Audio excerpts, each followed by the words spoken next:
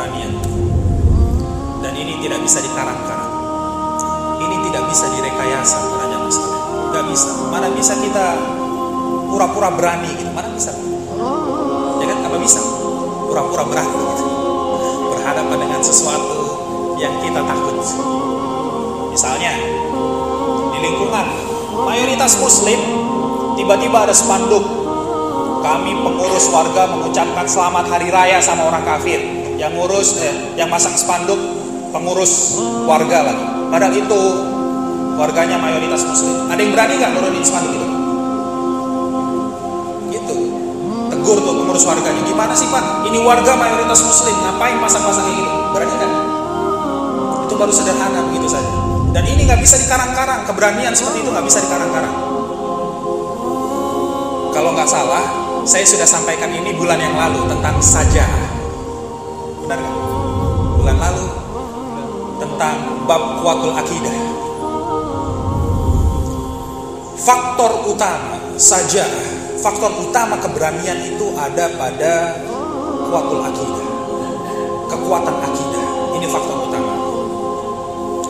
Kuwatul akidah akan menumbuhkan saja, akan menumbuhkan keberanian. Bagaimana penjelasannya itu? Kuwatul akidah menumbuhkan saja. Itu bagaimana penjelasannya? Kuwatul akidah artinya apa? Kekuatan ikatan. Ya, kuwatul akidah itu artinya kekuatan ikatan. Akidah asal kata dari kata aqada, ikatan. Di faktornya adalah sejauh mana kekuatan ikatan kita, ikatan kepada Allah, ikatan kepada Rasulnya, ikatan kepada syariat Islam, ini sejauh mana kekuatan ikatan kita. Coba saya kasih gambaran, kira-kira bagaimana kalau kita tahu di belakang kita ini backingnya orang berpangkat, orang punya kekuasaan. Kira-kira bagaimana sikap kita menghadapi masalah? Berani nggak? Ya kan? Kalau kita tahu di belakang kita itu orang yang punya super power, punya kekuasaan, itu kita pede berhadapan dengan siapapun. Tenang aja, di belakang anak gitu, kita bakal begitu. Nah, muncul nggak itu di dalam diri kita? Di belakang kita tuh Allah Subhanahu Wa Taala. Dan itu masalahnya, ya kan? Kan kita nggak sadar itu gitu. Ketika kuwatul akidahnya lemah, kekuatan akidahnya lemah, yang muncul ketakutan. Karena dia terikatnya bukan kepada Allah, terikatnya pada dunia, terikatnya pada hawa nafsunya, terikatnya pada logika, terikatnya pada yang lain. Lihat contoh. Surat Al-Maidah ayat 51 sampai ayat 52. Lihat contoh. Orang yang gak punya kuwatul akidah itu munculnya penakut. Ini takut, itu takut. Di dalam surat Al-Maidah ayat ke-51 yang pertama. Di sana dijelaskan, a'udzubillahi minasyaitonir rajim. Ya ayyuhalladzina amanu la tattahidul yahuda wan nasara awliya. Wahai orang beriman, kalau kamu tuh mengaku beriman, jangan kamu angkat Yahudi dan Nasrani sebagai pimpinan. Ini hukum, ini perintah. Ba'duhum awliya'u ba'din, karena mereka membantu untuk urusan mereka. Wa may yatawallahu minkum fa innahu minhum. Kalau kamu mengangkat mereka sebagai pimpinan, berarti kamu golongan mereka. Kamu itu golongan Yahudi Nasrani. Innallaha la yahdil qaumadz zalimin, dan Allah tidak akan memberi petunjuk kepada orang yang zalim, salah menempatkan urusan pimpinan ini. Ini perintah, ini syariatnya begitu. Tapi lihat di ayat ke-52, lihat. Di ayat 52-nya dikatakan, "Fataral ladzina fi qulubihim maradun", maka engkau lihat orang-orang yang di dalam hatinya ada penyakit. Menyaksikan perintah itu, yusari'una fihim, malah cepat-cepat mendekati Yahudi Nasrani.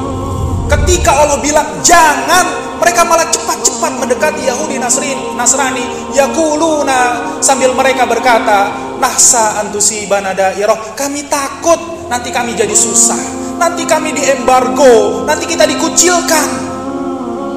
Itu bayangkan, takut betul, takut dihujat, takut hartanya hilang, takut nyawanya hilang, takut keluarganya hilang, takut hidupnya hilang. Bayangkan, gak ada keberanian pada diri. Dan ini tidak bisa dikarang-karang. Karena dia memang lebih terikatnya pada dunia bukan kepada Allah. Tapi lihat, orang yang punya kuatul akidah, perhatikan. Orang yang punya kuatul akidah muncul saja'ah, muncul keberanian. Di dalam surat Al-Ahzab contohnya, surat ke-33 ayat ke-22. Di dalam surat Al-Ahzab, surat ke-33 ayat ke-22 dijelaskan, a'udzubillahi minasyaitonir rajim. Walamma ra'al mu'minuna al-ahzab. Ketika orang-orang beriman menyaksikan tentara Ahzab. Bayangkan tentara Ahzab. Ahzab jamak daripada Hizbun. Ahzab itu artinya golongan-golongan yang bersatu, bersekutu. Ketika orang beriman menyaksikan tentara Ahzab, tentara gabungan Yahudi, Nasrani, Majusi, orang kafir bersatu pengen menyerang Islam, apa kata orang beriman?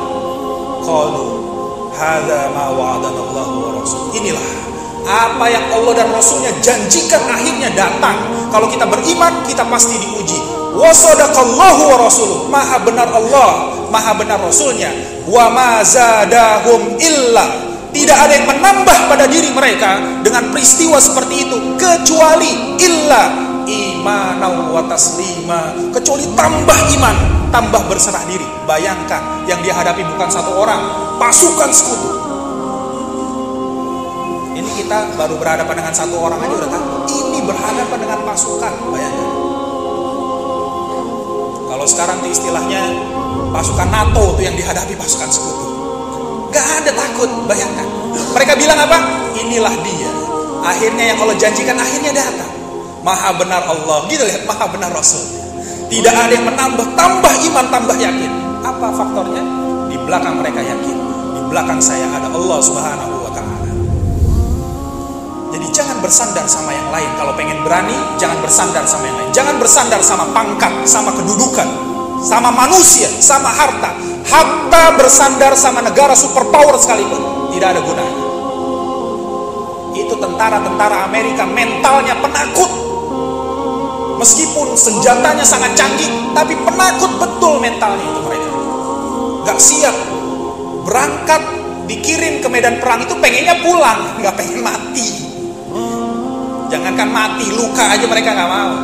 Tapi mujahid berangkat ke medan jihad memang cari mati. Gitu. Gak ada yang dia takut. Coba lihat di dalam surat ke-29, surat Al-Ankabut ayat ke-41. Di dalam surat Al-Ankabut surat ke-29 ayat yang ke-41, Allah Subhanahu wa taala menjelaskan, A'udzubillahi minasyaitonir rajim. Mathalul ladzina ittakhadhu min dunillahi awliya kamathalil ankabuti ittakhadhat baita.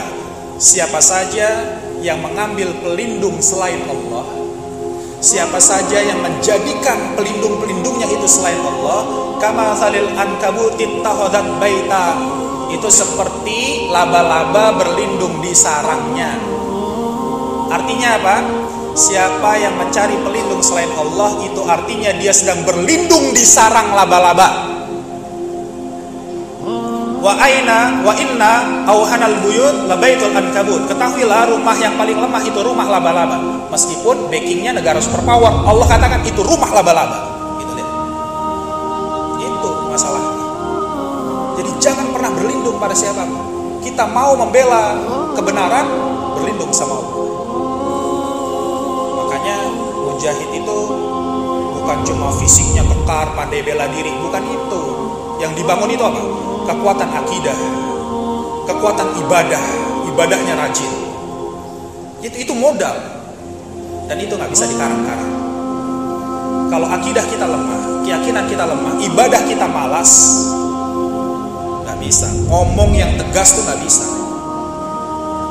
Kaku, ngomongnya kaku, gak bisa.